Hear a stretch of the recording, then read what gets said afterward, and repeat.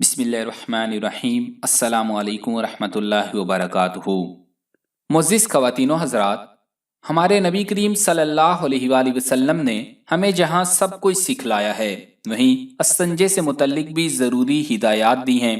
ये तारीख़ी कलमात हज़रत सुलेमान फ़ारसी रज़ी अल्लाह ताला अन्हो ने उन मुशरिकीन के जवाब में इरशाद फरमाए थे जो बतौर इस्तेहज़ा और तंज़न कह रहे थे कि तुम्हारे नबी सल्लल्लाहु अलैहि वसल्लम तो तुम्हें पेशाब पाखाना करने के तरीके भी सिखाते हैं। अल्लामा तय्यबी रहमतुल्लाह अलैह लिखते हैं कि हज़रत सुलेमान फ़ारसी रज़ी अल्लाह ताला अन्हो ने हिकमत से भरपूर जवाब दिया। आप रज़ी अल्लाह ताला अन्हो ने उनके इस्तेहज़ा की कोई परवाह न की और ऐसा जवाब दिया जो एक शेख अपने मुरीद की रहनुमाई करते हुए देता है। यानी उन इस्तेहज़ा करने वाले कुफ़ार को ये कहा कि ये कोई काबिल इस्तेहज़ा बात नहीं है, बल्कि ये तो एक अटल हकीकत और काबिले एजाज बात है, और जब ऐसा है तो तुम पर लाजिम है कि हट धर्मी छोड़ो और सिरात मुस्तकीम को इख्तियार करो।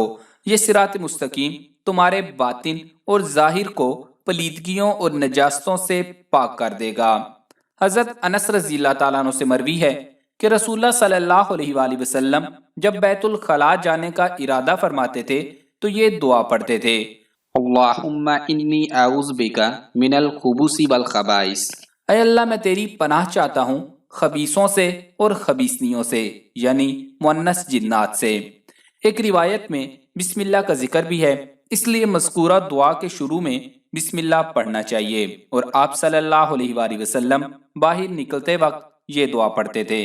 हज़रत आयशा सिद्दीक़ा रज़ी अल्लाह ताला अन्हा से रिवायत है कि रसूलुल्लाह सल्लल्लाहु अलैहि वसल्लम जब बैतुल खला से बाहर निकलते तो ये दुआ पढ़ते, गुफ़रानका, ऐ अल्लाह, मैं तेरी मग़फ़िरत चाहता हूँ। हज़रत अनस रज़ी अल्लाह ताला अन्हु से रिवायत है कि रसूलुल्लाह सल्लल्लाहु अलैहि वसल्लम बैतुल खला से बाहर तशरीफ़ लाते तो ये दुआ पढ़ते थे।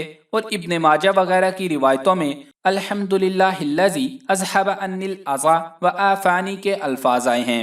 दोनों में तत्बीक ये है कि कभी आप सल्लल्लाहु अलैहि वसल्लम पहली दुआ पढ़ते थे और कभी दूसरी।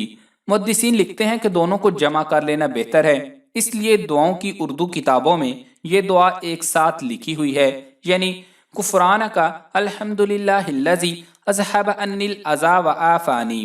मग़फ़िरत चाहता हूँ और हम्दो शुक्र करता हूँ उस अल्लाह का जिसने मेरे अंदर से गंदगी और तकलीफ वाली चीज़ दूर फरमा दी और मुझे आफ़ियत और राहत दी। क़ज़ाए हाजत इंसान की बशरी ज़रूरत है। ये ज़रूरत कैसे पूरी की जाए, इस्लाम में इसकी मुकम्मल रहनुमाई मौजूद है। इमाम अबू दाऊद रहमतुल्लाह अलैह ने सुनन अबी दाऊद में तकरीबन 25 अब्वाब मुनक्कद फरमाए हैं और इन सब में आदाब खला यानी पेशाब व पाखाना के तो तरीके बयां किए हैं। हमारी शरीयत कितनी जामे और मुकम्मल है कि इसमें अस्तिंजा जैसी मामूली चीज़ के लिए भी तफसील से आदाब हैं, और इसीलिए इस्लाम को दीन फितरत भी कहा जाता है।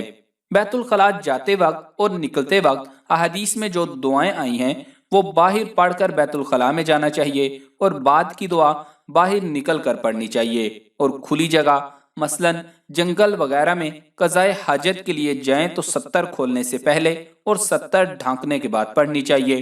क़ज़ाए हाजत से फारिग होने के बाद इस्तबरा लाजमी करना चाहिए। इस्तबरा कहते किसे हैं ये आपको बताते हैं, लेकिन उससे पहले आपको याद दहानी करवाते चलें कि इस वीडियो को ज्यादा से ज्यादा शेयर करें, इसे सदका जारिया समझकर शेयर करें ताकि और लोग भी इन मसाइल से फायदा उठा सकें। ये आपके लिए इस जहां में और उस जहान में सदका जारिया होगा जिसका अजर आपको मिलता रहेगा। और इस वीडियो को लाइक करें, और अगर अभी तक आपने हमारा चैनल सब्सक्राइब नहीं किया तो हमारा चैनल सब्सक्राइब करके घंटी का बटन जरूर दबा दें। और अगर आपको कोई मसाइल जानने हो तो कमेंट्स ज़रूर करें, इंशाल्लाह आपके उन मसाइल के ऊपर आपकी मुकम्मल रहनुमाई कर दी जाएगी। इस्तबरा का मतलब है पेशाब करने के बाद कोई ऐसा काम करना कि अगर कोई कतरा रुका हो तो गिर जाए, यानी इस्तबरा पेशाब के मुकम्मल खुश्क करने को कहते हैं और ये करना वाजिब है।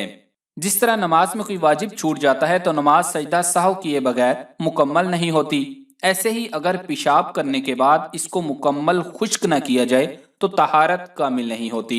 अगर तहारत कामिल नहीं तो वजू कामिल नहीं, और वजू कामिल नहीं तो नमाज नहीं होती। एक हदीस मुबारका है, नबी करीम सल्लल्लाहु अलैहि वसल्लम ने फरमाया, नमाज की कुंजी तहारत है। एक और हदीस मुबारक है, हजरत जाबिर बिन अब्दुल्ला रज़ी अल्लाह तआला अन्हु से मरवी है कि नबी करीम सल्लल्लाहु अलैहि वसल्लम ने इरशाद फरमाया कि जन्नत की कुंजी नमाज है और नमाज की कुंजी वजू है। अक्सर अज़ाब कब्र पेशाब की बेएहतियाती की वजह से होगा, जैसा कि हदीस मुबारक में है। हजरत इब्ने अब्बास रज़ी अल्लाह तआला अन्हु से रिवायत है कि रसूल करीम सल्लल्लाहु अलैहि वसल्लम दो कबूर के पास से गुजरे और फरमाया कि इनको अजाब हो रहा है और कुछ किसी बड़े गुनाह की वजह से नहीं हो रहा। एक तो पेशाब से एहतियात नहीं करता था, दूसरा शख्स चुगलखोरी करता था। फिर आप सल्लल्लाहु अलैहि वसल्लम ने एक ताज़ा शाख ली और उसके दो टुकड़े किए, फिर हर एक कब्र पर एक एक गाड़ दिया। लोगों ने अर्ज किया, या रसूलुल्लाह सल्लल्लाहु अलैहि वसल्लम, आप सल्लल्लाहु अलैहि वसल्लम ने ऐसा किस वजह से किया?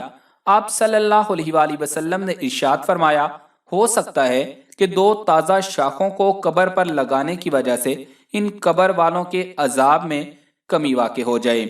और आज हम पब्लिक प्लेस पर जो वॉशरूम्स होते हैं उनमें देखते हैं कि पेशाब खड़े होकर करने की जगह बनी हुई है, तो इससे नापाकी का ज्यादा अंदेशा है। बल्कि अक्सर लोग नापाक ही होते हैं क्योंकि वहां पर सफाई सुथराई का कोई जरिया नहीं होता, तो इस वजह से नापाकी ज्यादा हो जाती है। तो ऐसी जगह पर पेशाब करें जहां पर बैठने की जगह भी हो और पाकी और नापाकी का ख्याल जरूर रखें। पुराने वक्तों में लोग पेशाब खुश्क करने के लिए खुश्क मिट्टी का इस्तेमाल करते थे। आजकल तकरीबन 95% मर्दों ख्वातीन बिना खुश्क किए ही जल्दबाजी में पानी बहाकर कपड़े पहन लेते हैं। वही नापाक पानी और पेशाब के कतरे मिलकर कपड़ों को लगते हैं। जैसे पानी की टूटी बंद कर भी दें तो थोड़े थोड़े कतरे निकलते रहते हैं। इसी तरह कुछ वक्त तक यही हाल इंसानी जिस्म का है। पेशाब की नाली जो कि ख्वातीन की निस्बत मर्दों में कदरे बड़ी होती है, उसके अंदर कुछ कतरे रह जाते हैं। जैसे ही मर्द या औरत खड़े होते हैं तो आपके पेल्विक मसल्स रिलैक्स होते हैं और पेशाब के कतरे जो नाली में थे बाहर की तरफ आते हैं। लिहाजा जल्दबाजी ना किया करें, फौरन खड़े ना हो। इस बात का यकीन कर लें कि आपका मसाना मुकम्मल तौर पर खाली हो चुका है।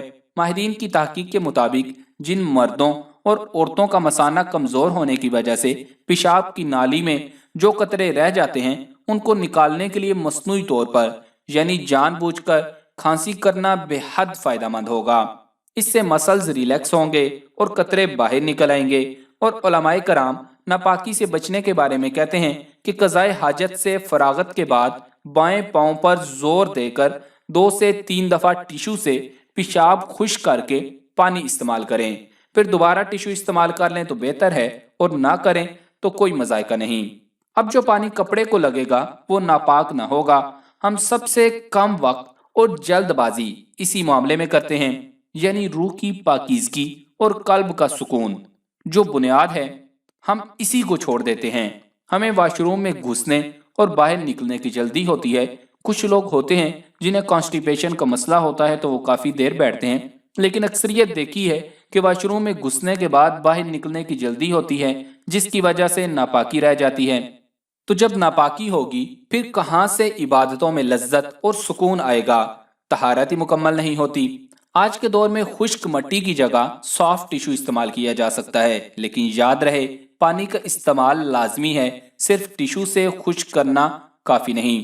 अल्लाह ताला ने कुरान मजीद में इरशाद फरमाया, इन्नल्लाह युहिब्बुत तव्वाबीना व युहिब्बुल मुतताहिरीन। बेशक अल्लाह तौबा करने वालों को दोस्त रखता है और बहुत पाक रहने वालों को दोस्त रखता है। और अगर हम पब्लिक टॉयलेट्स को देखें जहां खड़े होकर पेशाब करने की जगह बनी होती हैं, तो वहां तो है ही सिर्फ नापाकी ही नापाकी। यही हमारा हाल देखें कि हमने आप सल्लल्लाहु अलैहि वसल्लम की बताई हुई दुआओं और नबी करीम सल्लल्लाहु अलैहि वसल्लम का बताया हुआ तरीका छोड़कर खुद को मुसीबतों और परेशानियों में मुब्तला कर रखा है। क्योंकि गलाजत वाली जगहों पर जिन्नात और शैतान का बसेरा होता है जो दुआएं नहीं पढ़ते या नापाक रहते हैं। जिन्नात न सिर्फ उन्हें तंग करते हैं बल्कि उनकी जिंदगी में भी दखल अंदाजी करके उन्हें मुख्तलिफ परेशानियों में मुब्तला रखते हैं। यही वजह है कि हमारी खवातीन, बच्चे, मर्द सब परेशानियों में मुब्तला हैं। हम जिन्नात को नहीं देख सकते। जब शरारत का कोई मौका उनके हाथ आता है तो उसको शैतान हाथ से नहीं जाने देते। जिस तरह मक्खियां और दूसरे गलाजत पसंद कीड़े मकोड़े गलाजत पर गिरते हैं, इसी तरह कभी शैतान और बाज दूसरे मूजी मखलूकात गलाजत के मकामात से खास दिलचस्पी और मुनासबत रखते हैं। जिन्नात और शयातीन के लिए पेशाब की बू और आमेजिश वाले पानी का एक कतरा भी काफी होता है, जिस पर वो सारा दिन जादू पढ़ पढ़ कर इंसान के कानों में फूंकते हैं और उसकी रूह और दिल को बेकरार रखते हैं, गुस्सा, हसद, बुग़्ज़ पैदा करते हैं। इसलिए रसूलुल्लाह सल्लल्लाहु अलैहि वसल्लम ने इन मकामात में जाने के वक्त के लिए दुआएं बताईं और खुद हजूर सल्लल्लाहु अलैहि वसल्लम का मामूल भी था कि बैतुल खला जाने के वक्त दुआ लाजमी पढ़ते थे। ये शयातीन जिस्मानी तौर पर भी इंसान को नुकसान पहुंचा सकते हैं और रूहानी तौर पर भी। जिस्मानी नुकसान ये पहुंचा सकते हैं कि आपको ज़ाहिरी गंदगी में मुलविस कर दें और इसके नतीजे में आपके कपड़े और जिस्म नापाक हो जाएं और बाज़ औकात जिस्मानी बीमारी में मुब्तला कर देते हैं। बाज़ उलमा ने यह भी फरमाया है कि बीमारी के जरासीम शयातीन ही का एक हिस्सा होते हैं, लिहाजा इन मकामात पर इंसान की सेहत को भी नुकसान पहुंच सकता है। रूहानी नुकसान ये है कि इन मकामात पर इंसान की शर्मगाह और सत्तर खुली होती है। उस वक्त शैतान इंसान के दिल में फासिद ख्यालात पैदा करता है, गलत किस्म के ख्यालात, ख्वाहिशात और गलत किस्म की आरज़ुएं पैदा करता है, जिसकी वजह से इंसान के सफली जज्बात, सफली ख्वाहिशात ज्यादा जोर दिखाते हैं। अगर अल्लाह की पनाह शामिल हाल ना हो तो इंसान इन मकामात पर गुनाहों का भी इर्तिकाब कर लेता है। एक कामिल मुसलमान के लिए जरूरी है कि उसकी जुबान हर वक्त जिक्र इलाही में मशगूल रहे। इसलिए इस मौका पर जाने से पहले दुआ पढ़ने की तालीम दी गई ताकि मुसलमान का राब्ता अल्लाह रब्बुल इज्जत से जुड़ा रहे। अब जाहिर है कि इंसान अगर इस हालत में भी अल्लाह के साथ राब्ता कायम रखे तो यकीनन वो वहां पर गुनाहों से महफूज रहेगा, और अगर इसी तरह पूरी जिंदगी में इस चीज का ख्याल रखेगा तो उसकी जिंदगी सुन्नत और शरीयत के ऐन मुताबिक होगी, उसकी दुनिया और आखिरत संवर जाएगी। तो आखिर में अल्लाह ताला से दुआ है कि वो हमें नबी करीम सल्लल्लाहु अलैहि वसल्लम के तरीके पर चलने की तौफीक दे। आमीन।